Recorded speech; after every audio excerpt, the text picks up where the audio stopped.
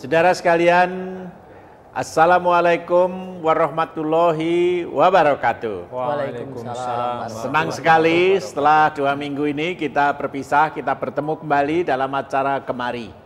Dan malam hari ini kita baru saja mengantarkan 2 orang tokoh dari Jawa Barat. Yang satu dari Bogor, yang satu dari Bekasi. Pak Puji dari IPB Bogor, kemudian Pak Sri dari STEMIK di Bekasi. Kedua-duanya adalah dosen dan kemudian juga banyak sekali yang diajarkan di masing-masing perguruan tingginya. Tetapi hari ini Pak Puji pergi ke Bantul, ya, ke Bantul. Kemudian Pak Sri ke Kulon Progo. Bagaimana Pak Puji? Kesan Pak Puji melihat kegiatan di Kabupaten Bantul? Saya melihat di Pos Daya Edelweiss di Dusun Serut, ya, Desa Palbapang, yang dipimpin oleh Pak Rahmat itu sangat bagus. Jadi ketika tahun 2006 ada gempa bumi, ternyata melalui Pos Daya ada uluran tangan dari Yayasan dan Mandiri ini bisa membangkitkan semangat mereka untuk bangkit kembali. Karena memang ada modal sosialnya, ya. Jadi ketika mereka tadi Pak Rahmat sampaikan memang sebelum gempa bumi kan sebenarnya sudah ada kelompok-kelompok gitu, ya. Sudah ada. Nah, dengan peristiwa itu lalu mereka seperti down, tetapi ternyata ada seolah-olah diingatkan kembali oleh Bapak dengan kawan-kawan untuk bisa bangkit kembali. Jadi tadi beliau sampaikan bagaimana dia meniru Kaisar Jepang itu. Ketika sudah mengalami kehancuran di bom itu, ya. Iya, betul, betul. Sisanya itu masih guru tinggal berapa gitu, ya. Nah, ternyata itu menjadi penyemangat beliau untuk membangkitkan rekan-rekan di Dusun Serut tadi untuk bangkit kembali, mengajak berswadaya supaya lebih meningkat mandiri. lagi, ya, mandiri, ya, begitu. Jadi Bapak terkesan juga, ya, dengan kegiatan mereka. Bapak melihat adanya partisipasi rakyat atau pemimpinnya sendiri jalan begitu? Ini Pak Rahmat itu bisa mengajak teman-temannya dari ketika kami masukkan sudah dijemput oleh kelompok tani itu di rombongan depan, ya, dan ternyata ibu-ibu bisa menampilkan juga di samping ada membina PAUD juga musik yang ini konvensional situ, ya. Jadi ternyata dipelihara itu, ya. Kemudian sampai pada juga untuk organik, ya. Kemudian tanaman organik, ya.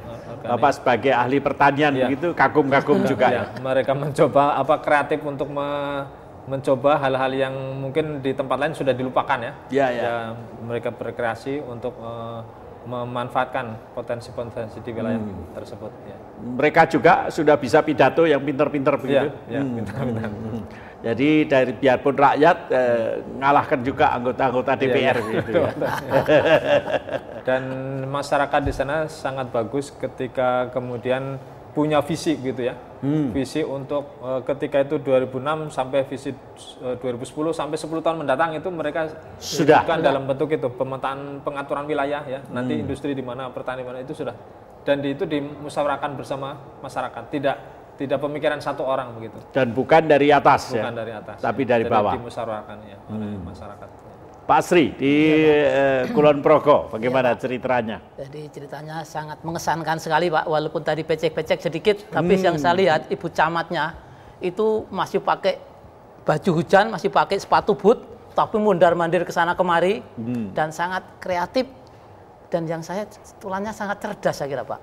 Bu Camatnya itu. Jadi kalau dimasukkan perguruan tinggi Bapak langsung dikasih dokter. Langsung gitu. Dokter. Jadi bagaimana? Teruskan. Jadi terus dari kemudian menjadi penggerak masyarakatnya, Ibu Camat ini kemudian kreatif menghasilkan produk-produk dari produk sendiri yang sangat sepele, misalnya dari bonggol pisang menjadi kerupuk yang bisa dijual. Kemudian pisang yang sementara ini susah kemudian jadi sale yang kemudian lebih baik kondisinya. Kemudian kreatif lagi ke sana ada beberapa produk lain, misalnya bisa natah wayang. Nah, itu saya tertarik sangat wayang, jadi sangat intens tadi, Pak, saya melihat bagaimana produk wayang dari hasil karyawan-karyawan di situ. Kemudian ada yang menarik lagi adalah produk biogas dari tai sapi, dari letong sapi. Kemudian menjadi biogas, kemudian digunakan sebagai biogas untuk memasak para warga di kampung situ. Yaitu kampung Desa Pesaing, Kecamatan Pengasih kalau misalnya Pak, ya, Pak. Pengasih, Pengasih kemudian, ya.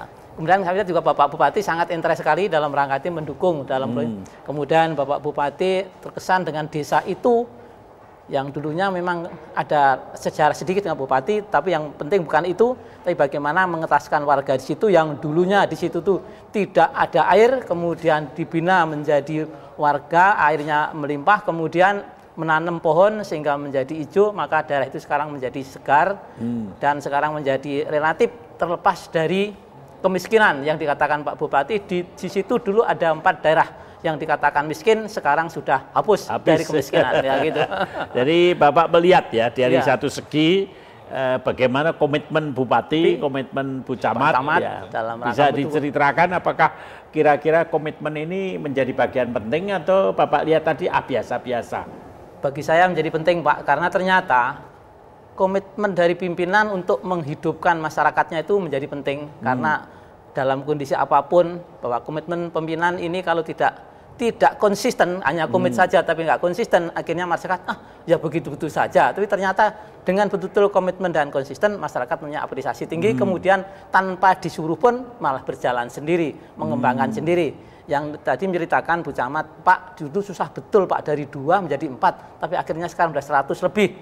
Tapi itu tidak segampang membalik ke telapak tangan, tapi dengan usaha keras, dengan pembinaan yang serius, sehingga mereka menyadari betul manfaat dari Posdaya yang sekarang berjalan. Gitu. Pak Puji, Pak Rektor, Pak Heri ya, Profesor Heri, itu kalau tadi Pak Sri bilang konsisten, ada lagi kata-kata beliau, persisten, Pak. Persisten. Jadi tidak saja konsisten tapi persisten. Bapak bisa gambarkan, apakah juga di Bantul itu ada terus-menerus persistennya itu? Saya melihat sebagaimana Bapak tadi menyampaikan untuk di Kulon Progo ya, itu perhatian ataupun dukungan ataupun supporting dari Pemda itu begitu sebenarnya sangat penting sekali nih Pak. Kalau kami mungkin di Bogor, istilahnya Pemda memang ada 4 ya, Kabupaten Bogor, Kota Bogor, Kabupaten Cianjur, Sukabumi. Mungkin belum seperti Kabupaten atau Pemda Bantul.